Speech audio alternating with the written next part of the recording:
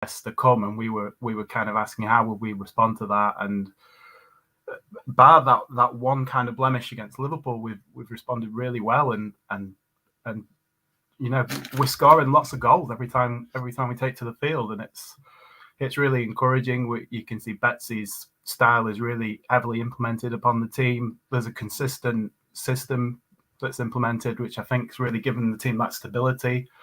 Everyone seems to know their roles, whether they're playing in different positions or whether they're in the same position each week. So it's really good to see. I guess we have been helped a lot by having Flo Balogun in the team every week, because he just guarantees you goals, doesn't he? And he's so prolific. But I think the team in general is just performing really, really well. And yeah, it's fantastic to see us top of the league and flying high at the minute. Yeah.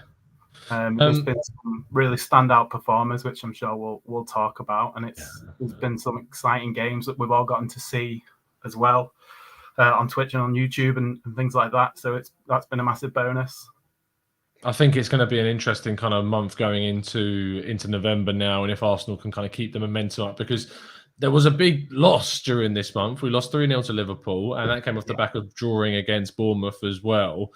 Is it kind of the character of these Arsenal kids, similar to the first team, actually? You think about how this Arsenal side in the senior setup have gone 9 games unbeaten. They've come back some difficult results, like the 0-0 against Brighton, 2-2 against Crystal Palace.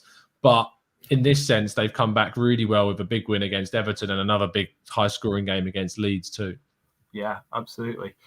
Well, the Liverpool game was tough, and we all kind of wondered how that would go. And Liverpool have some really talented young players, and I'm going to attempt to pronounce the name of the one that sticks out for me. I always sort of get it wrong, and it's Musialowski, who yes. he's a really talented player, and I think and Glatzel's been around for a while, and he's always quite prolific at youth level, and I think I saw quite a lot. He's Polish, I think, Musialowski, and I saw a lot of him last season as well, and he really impressed. He's a good player. So with those attacking players on display, there's always that chance that goals can go in at youth level, and it just wasn't our day. But it didn't seem to perturb us from the way we've been playing, and we responded really well. We went. I think the next game was Everton, wasn't it? I think it was on the same night that we were playing. The first team were playing on a Friday. Was it Villa? The Villa game. I seem to recall. Yeah, it was a Friday. Yeah, played at the same time, so we didn't get that opportunity to see it. But Everton are an established youth setup. Their academy is renowned, and we always get a tough time against Everton. They're always a difficult team to play against. They always produce good players that always go on to have good careers, and we blew them out of the water with the usual suspects of Balogun and Salah and Alaboyosu, who has been terrific this season. I think he's our leading assister with 5 assists in total, which has been quite a surprise. Him at right wing back, but yeah, there has been a lot of sort of surprise players that you wouldn't expect popping up with goals and popping up with assists this season. We spoke off camera a minute ago, didn't we, about Zach Swanson and how he's kind of come into the team, and he seems to play somewhere different every game. He was the other night. He was at I think a left-sided centre back at one point, and we've seen him play at right wing back. We've seen him play in midfield. Seems to be that kind of Maitland-Niles character that can just go wherever you want him to go, and he gives you kind of consistent 6-7 out of 10 every game. So he's kind of popping up with a few of these back post goals, which have been good. And as I said, Alaboyosu, who is a really kind of, I mean, last season you looked at him and you didn't quite see someone who could make that step up, but this season he's really come on, and he's a real powerful runner on that right hand side at right wing back, and he's, he takes big strides, and he's very quick, and he always puts in drills in a really nice low cross for someone to just tuck away, and he's got a lot of assists like that. And his sort of position in the team came from Brooke Norton-Cuffy getting injured, and now Brooke's back. That'll be a really interesting battle at right wing back to see who takes that on. But yeah, our form is continued, and we just keep winning. I think the game the other day was it against Leeds? Leeds, yeah, that was a back and forth game, wasn't it? And a few old faces, Sam Greenwood playing against us and scoring, and yeah, it was fantastic to come back and get the result with that game, and I think it sort of takes us nicely into a conversation around someone probably in the last month's been a star player for us, and that's Salah. Yeah, I mean, let's talk about Salah because he's had a brilliant month. Three goals in 4 games. He obviously earned a call up to the senior side I was at the Emirates for that match, and it was frustrating not seeing him come on, especially when we had a substitute available. Still, it was 5 subs you could make on the night. We were kind of comfortable at 2-0, and you're thinking, come on, Mikel, like just chuck him on, give him that chance. But he's been great, and I think obviously there's been a lot of hype around Charlie Patino, and obviously when people saw that Salah was called up, there was a lot of kind of stuff around why hasn't Patino been called up? But he obviously was facing an injury at the time as well. So Salah's, I don't want to say he's come out of nowhere, but because he hasn't, but when he was signed as a free agent, because he left Feyenoord, of course, previously, and then we signed him up on this deal that in the summer where Arsenal really took advantage of the fact that they knew they wouldn't be able to sign young kids from the continent because of the whole Brexit situation affecting the way in which you can sign on players from the start of 2021. So, or rather 2020. So when you look at how he's kind of exploded onto the scene and beaten out competition in the central midfield area, is it a surprise to see him be this good, or has he always been showing this potential? Well, it is a surprise, but he could have always been this good. I think when we signed him, we didn't really know what we were getting, and then he kind of was quickly picked up an injury that was quite a bad injury, so we didn't see him for a long time really. And then when he did come back, it was a handful of appearances, and he was kind of playing on the right hand side for a while, and kind of substitute appearances here and there. So we had a real small sample size going into this season of what we knew of him, and we still really didn't know what to expect or what we were getting. We just had glimpses of quality that we'd seen. So this season he's really come into his own and kind of stamped his authority on that midfield, which is become that midfield is best is Patino, Akinola, and Salah together, and I think it gives. With all 3 of those players, there's a positional freedom for them to go up and down the pitch. Akinola is got some likes to sit, but he's got these box-to-box qualities where he can drive forward. Patino can go on these runs. He's that good where he just skips by people. And Salah can do the same. So the interplay back and forth between the trio is really impressive for me. And Salah has all these qualities coming deep where he can receive the ball with his back to goal, and he's able to evade a press, much like Patino can in an impressive manner. So he's got those qualities where he can play deeper, but he's also fantastic at playing that risky pass and just opening teams up.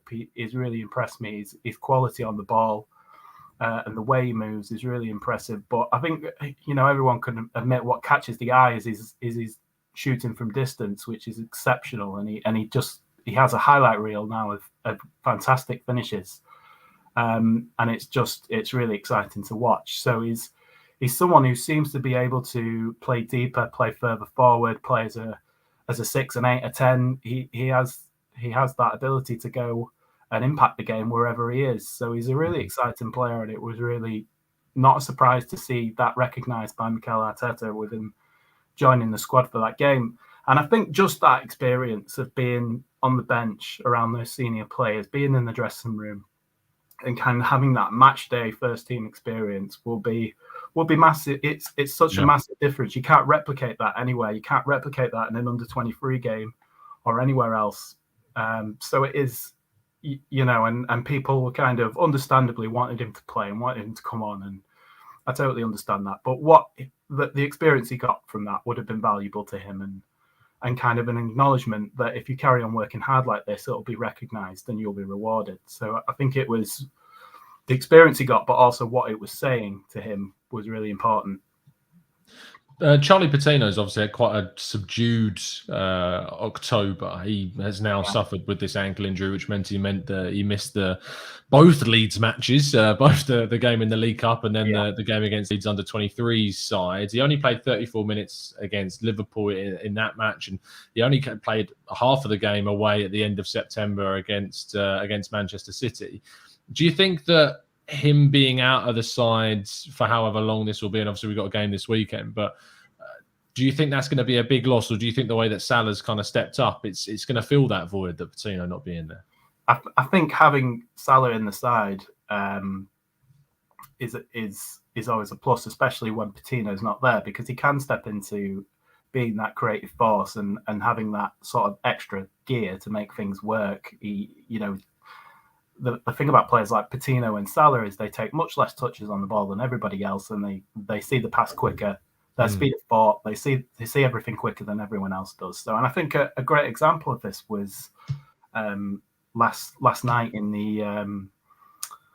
the game against Plymouth, where we had neither Salah or Patino, and it was really evident that our build up in midfield was much slower. And we were just kind of not knowing how to progress to that that next phase. We were not transitioning the players as well as we normally do with those two players in the squad. I think Rekic did really well, kind of bringing the ball out in Ben White fashion, and that kind of did break the lines a little bit. But we struggled in that department, and luckily we still had the quality to get a goal back. But it's definitely noticeable when players like Salah and Patino aren't there. I love to see them on the pitch together. I think they complement each other really well. But when Patino's not there, at least Salah is there to offer that creativity and that quality.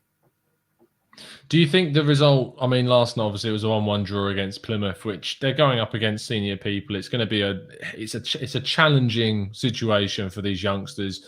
They didn't have a few players available. Salah, as you say, didn't play, and we know that Patino wasn't there either. But they did start with following Balogun, who got the goal as well. But it leaves, I don't know if does this end Arsenal's hopes of going through? I'm just looking on the tables. I think we need someone to win and not draw, and there is a possibility that I kind of whether I should or shouldn't, I kind of don't pay too much attention to the formats of competitions like this. And last night when it went to penalties, I was just like, what is this about? Like, nothing worse than a penalty shootout with no intensity and the players that I don't think really cared about. So we need Swindon to beat Newport, which, if you think about the fact that Swindon are already through and Newport aren't, it's likely that Newport are probably going to get a result in that game, and they only need to draw to go above You Arsenal. can see a bit of a bar draw coming there, can't you? You can. I mean, I assume it's not done on head-to-head because obviously Arsenal got a really good result against Newport, but I assume it's done by goal difference. So I think so. Yeah. It's that will be annoying for the young kids, because going through in that competition would have been a great achievement. To get out of a group of 3 senior sides would have been really, really positive for them.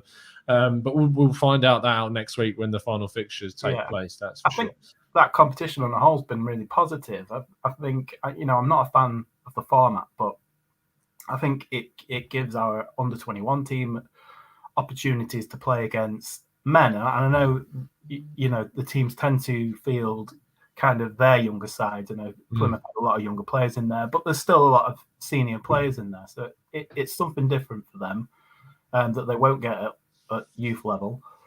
And it's good experience for them. Yeah, so I think it was that crucial kind of thing that a lot of and obviously my dad's a big Gillingham fan, and he gets annoyed at seeing the Premier League youth teams get in, and I try and explain why the importance of it. And yes, it does probably degrade the competition's kind of, not pride, but the stature of it, what it means when you've got youth teams playing in it. But it's so important for that follow through of development and giving those kids of the top, like the elite academies in the country, giving those kids the opportunity to play against senior players. Yeah, absolutely. It's something, like we said earlier, you can't replicate it in in youth football at all, and it just gives them a whole set of new problems and adversity to work through on the pitch, and they have to come up with their own solutions on the pitch, and that's how you grow and learn. So it is important. We talked about both Patino and Salah, but interestingly, Peter Goulding says, where do you think Aziz rates now amongst those midfield three? Akinola in there having a really good season too. He's really struggled at Portsmouth to get many minutes, and there's a lot of talk about Arsenal considering a recall in January. Where do you see Aziz amongst those three? Is he clear of those if he's playing week in, week out? It's a really good question, Peter, and that's a really difficult question to answer. Where does he rate amongst the current midfield three? So is that in our first team or our under 23s? I think it's in the under 23. So Akinola, Patino, Salah, is he above those? It depends where you want to play him. I think you could say that he would be above Akinola if you wanted to develop him into a 6. If you wanted Miguel to be a 6 and that's where you wanted him to be, then I think, can you imagine Aziz, Patino and Salah together? That's something that seems exciting. I think it raises a good conversation about Aziz's time at Portsmouth, and there's been something I've given a lot of thought to this week and read a lot about this week, and listened carefully to what Danny Cowley's been saying, which is it's very clearly been saying that he's invested in Aziz and he wants to develop Aziz into a player that can work hard without the ball and can develop the skills within himself that will benefit him so much in the future. And Aziz is working hard in training, and he's acknowledging that, and he's working hard on that side of his game. And what Carly said was something that was quite interesting, is that is quite common for young players that come from Cat 1 academies or big clubs, that they don't have that side of their game developed. And he used the examples of Emile Smith-Rowe and Trevor Chalobah, who had at Huddersfield, who both came to him without that kind of ability of working hard off the ball and where to be positionally. And so he's working hard on the training field with Aziz to correct that and to kind of add that to his game. And he's kind of said when he can make those adjustments, then he'll get more time in the first team, which, he came off the bench the night before last, I think. Yeah, which is that felt like it was in response, didn't it, to those claims about Arsenal wanting to recall him, but as if Portsmouth were panicking and thinking, right, well, we got to get him minutes, otherwise we're going to lose him. Possibly it could be, but I do think he's working hard, and there is an investment and a development plan for Miguel at Portsmouth, and I honestly don't think Arsenal are looking at recalling him at all. I think they're probably quite happy with what Danny's doing with him and how Danny's developing him. Because they'll stand to benefit from that. So, hopefully, I'm proved right here, and Miguel gets more game time in the coming weeks and months. And if he can add those bits to his game, then he'll come back to Arsenal a better player, which is what we want essentially. So I kind of have a different scope on how things have gone for him at Portsmouth. I'm quite happy with him having to go through adversity and having to work through that, because I think that's an important thing for him to go through. And better for him to go through it now than go through it later. Jonathan says, do you think either Hein or Okonkwo is ready to become our second choice keeper if Leno leaves in January? It's interesting because both have been playing for the under 23s. They're almost kind of like you can't separate them really, because they know that they've got two really talented keepers. Hein's got the benefit of also being a fully fledged international as well with Estonia. So do you look at that possible international experience giving Hein the edge over Okonkwo right now? You probably do have to think about that, and I've flip-flopped my opinion on this a few times, because I think overall I've always been a bigger fan of Okonkwo, and I think his ability is probably, I hate this expression, but people talk about ceilings a lot, so I'm gonna use it. I think Okonkwo's ceiling is probably higher, but you can't discount that experience that Hein has, and Hein probably, you have to say, is more ready to it. If we had a crisis, a goalkeeping crisis in the coming weeks, and both Leno and Ramsdale were out, then I think that experience that Hein has would probably just get him the nod.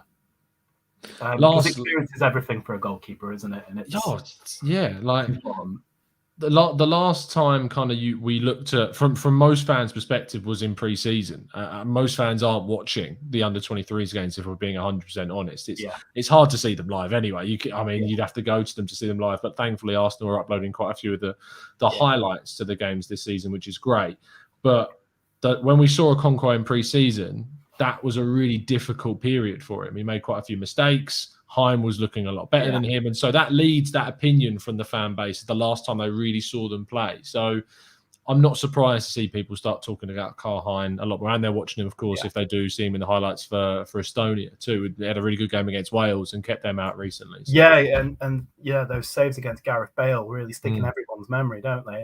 And that's kind of everyone's image of Hein right now, and that's a pretty impressive image of him keeping Gareth Bale at the door and that frustrated look on Gareth's face. So, I think that does speak very loudly to everybody and kind of pushes Hein to the forefront. And there has been a couple of occasions where he's named Hein either as the 19th man or something like that over Okonkwo, and it's just got me thinking, is he leaning towards Hein a little bit more at the minute? But it's really hard to know, isn't it? And I think one thing is for sure, for me, in January, one of them has to leave on loan because we can't be in a situation where one of those players is not playing senior football next year. I think they're both good enough that they need to now, and they're in that situation. Bereket says, the likes of Amari, Hutchinson and Kido Taylor-Hart suffering from Betsy's 3-5-2 formation.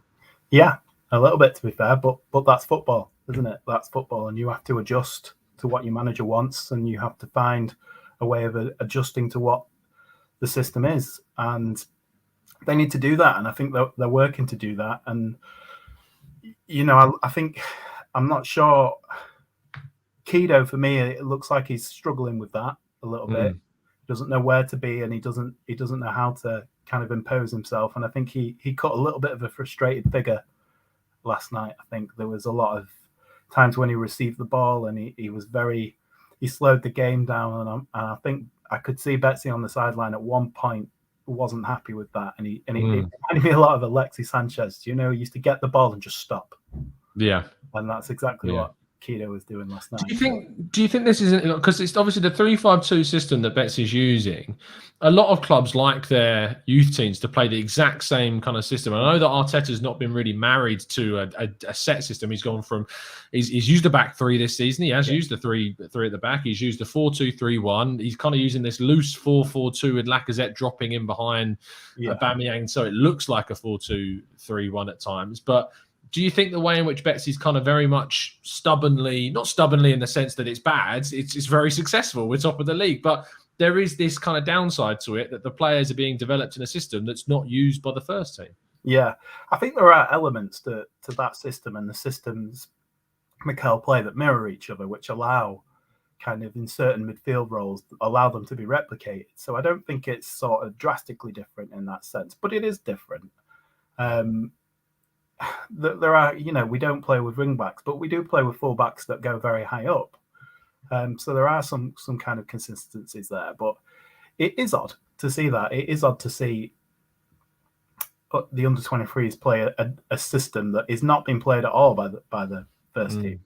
But I think maybe there's a case of Betsy wanting to create some stability for the club. He's created a formula that allows us to be successful and score goals and attack very quickly. But I think some of the principles that he's setting that Mikel wants to implement as well, which is playing at a high tempo, switching the play quickly, fewer touches, quicker transitions. They're all the same principles. And I think that's the important part of the teaching. And I think Betsy, there was an interview he did recently where he talked about how formations don't mean as much for him. And when you look at a pitch, you can only really see a formation for a certain amount of time. And actually it's about transitions. And that's kind of where I guess it mirrors the first team more. It's about how we transition play. Both teams like to play out from the back. That's a big part of what we do. And that's maybe what they're trying to mirror. So yes, it is odd, but I think it works. But I won't be surprised to see Kevin Betsy tinker with things as time goes by in the second half of the season. And so it'll be interesting to watch to see if he does kind of give things a try, especially when maybe January comes and players leave on loan and he's got different options in the squad. So yeah. see how it goes then. It's interesting you bring that up because the last question of today and the last kind of focus of the show was going to be around Balogun. And Odurile says, if Balogun goes on loan, which strikers can cover for his absence? And obviously, to go beyond that question as well, Balogun again had a brilliant month. Really shone. He scored obviously in the cup game last night, but he's got 5 goals in those 4 games last month. Scored 2 against Brighton, 1 against Everton, 2 against Leeds. I know that there's penalties in there, but he's still scoring regularly. He's still being a captain, a leader for that side, and is showing his might. He's not doing what I call a Saliba and sulking in the youth side. He's continuing on and pushing forward with that. And when it comes down to what Audrina says there in the question, he could go on loan. And in my opinion, he probably should go on loan to get minutes at a senior level. How is Betsy going to cope with that? And do you think actually, we talked about Kido Taylor-Hart, could it be kind of an opportunity for him maybe to step up in that mold alongside BRF? It could be. Yeah, it definitely could be. I think first and foremost with Balogun, he has to go on loan for me. I would be gutted if come the end of January, he's still here, because for a sense, under 23s football is easy for him and it's not challenging him enough. And I think when you play in that environment over and over again and it's not challenging you start to develop bad habits. And I worry about that with Flo. Like at certain times last night, I thought he's trying to overplay things. And he's sort of trying to create the wonderful goal at every opportunity rather than just play simply. And there were certain times where he could have played someone in, but he took more touches to try and create a shot for himself. I mean, strikers will be selfish, but I felt like there was an element of overplay from him last night, and that's kind of bad habits you pick up when you lack that sort of intensity and challenge that you need at that level. And he's really ready for senior football. I'm not saying he's ready for the Arsenal first team and to be in the first 11 week in, week out, but he's really ready for senior football, and he needs that now. A lot of his counterparts have it. When you think of Tyrese John-Jules and other players like that, he needs it as well. For him to be here with us in the second half of this season and not have it would be a travesty. So he needs to be gone somewhere where he can play consistently at a good level. What happens if he does go? Well, I think there are people from the under 23s, the under 18s, sorry, that are knocking on that door. I mean, Marcelo Flores is having a great season. Oh, his celebrations, they're insane. Yeah, it's incredible. He's having a really good season, and he seems to have found some consistency, and every time he gets into the box, you feel he can make something happen.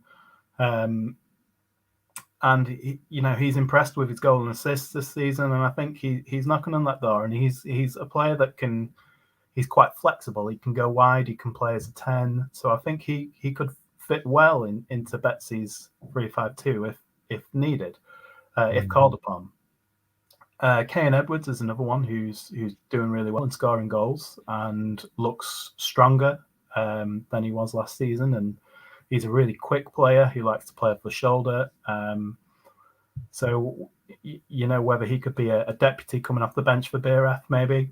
That would be a good role for him, I think. And then it begs that question that we had before about Omari and about Kido and how they adapt and develop their game to fit into this system. And if they can do that, they'll be better off, more dynamic footballers, really. And that's the challenge for them. And that is football. It's not all about you and building a team around you. That's not modern football, is it? Everybody has to pull their weight and sing to the same tune. And I think they have to find a way of doing that. And I'm not sure, how whereabouts exactly they play, whether Hutchinson can play just off BRF or whether maybe using Hutchinson as a wing back might be something to think about. There's options there, and Kido does have that physique where he could go up front, and so that's something. Kind of do the lacquer role that he's playing at the moment off of Aubameyang. Yeah. there's something to look at there, and trial that out and see if it works. And he could develop there. He's an excellent player.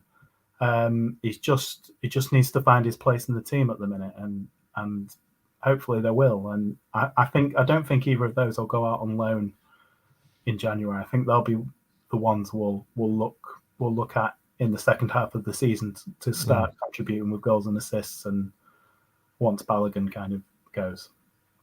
Absolutely. Thank you, Oderile, for the question, who's reminding me that I've, for the first time, pronounced their name correctly. So there we go. That's it's a win. Today's what was been. I'll tell you. I'll talk more about this on the 8 a.m. show tomorrow and explain to me what's happened to me today. It's been a ridiculous day, but it's ended really, really well. And Kev, thank you ever so much, as always, mate, for coming on to keep us up to date. And I look forward to joining you again at the end of November. And fingers crossed we're still top. It's a pleasure as always. Thanks very much for having me. Lovely stuff. You can check out Kev's stuff at Scouting Indoors on Twitter. If you just type in Next Generation Arsenal, his account will definitely come up. And just to finish off the show, there was a message in the chat box from Aditya who says, "Hey Tom, today's a special day and they're celebrating Diwali in India. So a happy Diwali to everybody that is indeed celebrating that over in India, so, and anywhere else in the world, of course, as well. I hope you have a fantastic day. We will be back tomorrow morning at 8 a.m. Just a slight note that there has been a little delay on the Canton and Simeon show. I'll be joining Harry Simeon on his channel tomorrow. He missed his train today, so that's why he's not available for today. But we'll be joining him on a Chronicles of Aguna tomorrow evening, so make sure you're tuning in for that. But I'll see you tomorrow morning for the 8 a.m. show, as always. See you again very, very soon, and as always, up the Arsenal.